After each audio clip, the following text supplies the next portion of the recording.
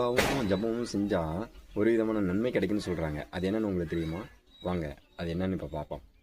முன் காப்பதே சிறந்தது அப்படிங்கிற மாதிரி யோகாவும் ஜபமும் செய்கிறதுனால நம்மளுடைய உள்ள தூய்மையும் உடல் தூய்மையும் ஏற்படும்.